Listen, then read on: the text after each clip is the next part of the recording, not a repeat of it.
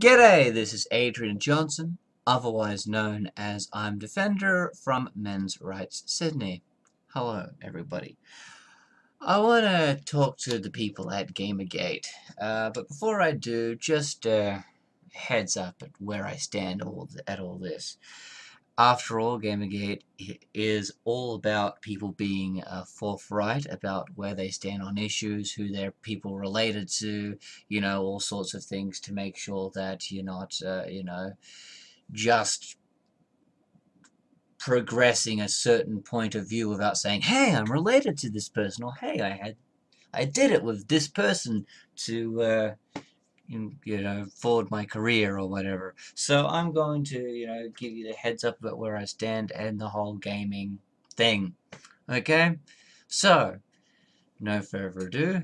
So the last game I bought, was actually about a month ago, was called Alpha Protocol. You can look that up and see how incredibly new that game is.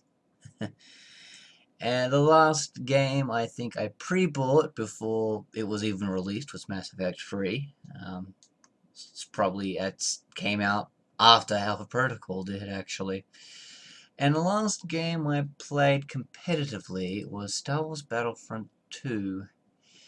Yeah. I have all the Arkham Asylum games. I don't have the prequel that whatever studio did. Because I knew it would suck. I subscribe to The Escapist, simply because I like Yahtzee's review style, and I've actually bought one or two games based on his recommendation. Games like XCOM. XCOM is brilliant. You should play it. It's brilliant.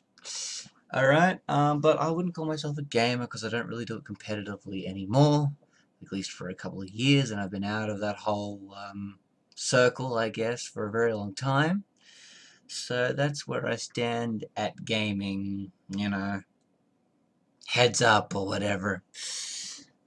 So a lot of, it would seem some people against you people at GamerGate really want to refer to you as MRAs, even though a lot of you aren't. Some of you are, no doubt, but a lot of you aren't.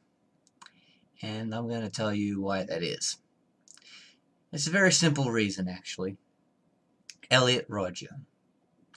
Elliot Rodger was a crazy madman who went on some shooting spree. He was connected to the MRM by being part of absolutely no men's rights group in the history of the entire universe, but apparently is still one of us because, well, feminists say he was, so therefore they're right. Don't you dare ask for actual sources. He was a part of an anti-PUA group, which is apparently MRAs now. He was apparently a PUA, which is also MRA now, apparently, because feminists say so, I guess. And they need to put you as one of us, because they need to compare you to him. I often say if you're not a feminist, then you're a bigot. I mean, there is nothing in between. It's like being pregnant. You either are pregnant or you're not. Those two options stand before you. So as far as they're concerned, you're either one of them or you're against them. I need you to realize that and think about that for a moment. Okay? Now a lot of you people, you're not MRAs. A lot of you people aren't even anti-feminism. A lot of you would sit in a bar with your average feminist and agree with them on maybe 80% of what they say, which is fine. You'd probably agree with 80% of what I say too, which again is also fine, and you disagree with some of it, and we might even have a spirited debate on the matters that you disagree with. I would like to suggest those people, especially the ones that will probably agree with some things feminists say and disagree with others, simply say when somebody has stated, you're an MRA, or something like that, just say, yeah, I'm a non-feminist. And that's all. And the reason behind that is simple. The phrase MRA now has two meanings. The first meaning, obviously, is men's rights advocate, which is what I am and it's what I do with my time. I do all sorts of things. I've sent emails to members of parliament. I've, you know, poster run. I've in, inserted my opinions vehemently in some subjects and all that jazz. So I do all these things because that's what I am. That's who I am. That's what I do. All right.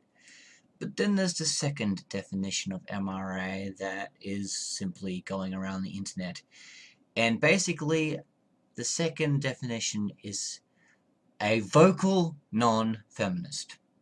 Somebody who says something that is outside of the dogma of feminism vocally. You are now an MRA by default, even though you're actually not. I know that sounds crazy, but as far as they're concerned, you may as well be.